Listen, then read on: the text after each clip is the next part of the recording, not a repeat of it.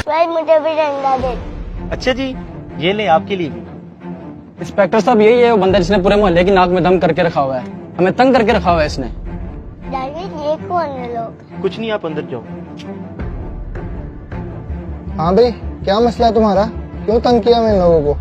Inspector साहब, ये तो आप इनसे ही पूछें कि मैंने इनको क्या तंग किया हुआ है। हाँ जी बताइए, मैंने आपको क्या कहा है भाई?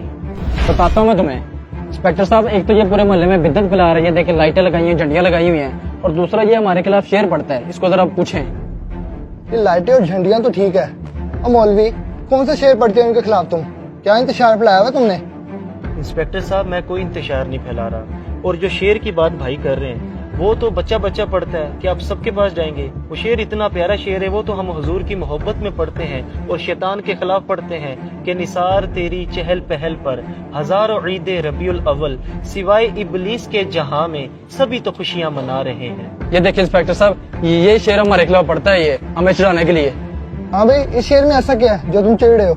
इंस्पेक्टर साहब, आपने नहीं देखा, ये हमें इब्लीस कहने की कोशिश कर रहा है। भैया, मैं आपको पुलिस किधर कह रहा हूँ, मैं तो ये शैतान के खिलाफ शेर पढ़ता हूँ। आप अपने ऊपर ये क्यों ले रहे हैं? क्या आपको हुजूर की आमद की खुशी नहीं है? और बस करो, ये आमद की खुशी नहीं है। हुजूर का इंतकाल 12 रबीउल अव्वल को हुआ था, तो हमें खुशी मनानी चाहिए या गम?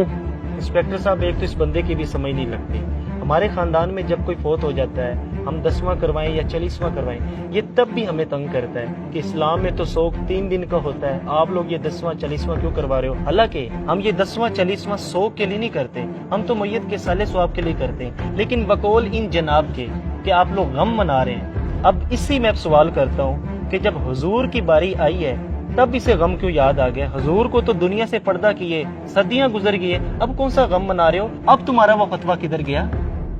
अच्छा, तो ये बताओ, ये जो झंडियां लगाई हुई हैं, लाइटें लगाई हुई हैं, ये इतना पैसा इस पे जाया किया, किसी गरीब की मदद नहीं कर सकते थे? अच्छा, तो इससे भी मसला है आपको? ये बताएं, आपके पास मोबाइल कौन सा है? मेरे पास iPhone 14 है। क्यों?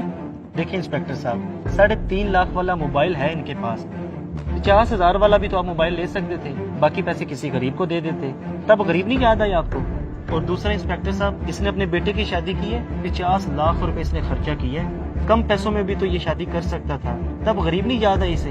हालांकि हदीस पाक में ये है कि बेहतरीन निकाह वो है जो कम खर्च पर हो, सिर्फ मिलाद पर ही इसे ये वसवसे आते हैं। और ये जो कह रहे हैं ना, ये फजूल खर्चियां किसी गरीब की मदद कर देते हैं, जब ये सलाब आता है ना तो लाखों रुपया हमने जमा करवाया। अल्हम्दुलिल्लाह हमें गरीबों का एहसास है, हम हुजूर का मिलाद भी मनाते हैं और गरीबों की मदद भी करते हैं।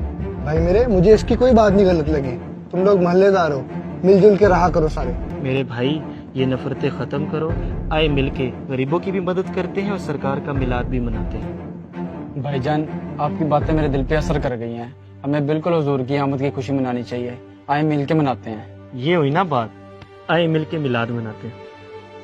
कुरान पाक में अल्लाह पाक इरशाद फरमाता है, व अम्मा बिनिअमती रब्बिका फहद्दिस, अल्लाह की नेमत का खूब चर्चा करो। मुझे बताइए, क्या नबी पाक से बढ़कर भी हमारे पास कोई नेमत है?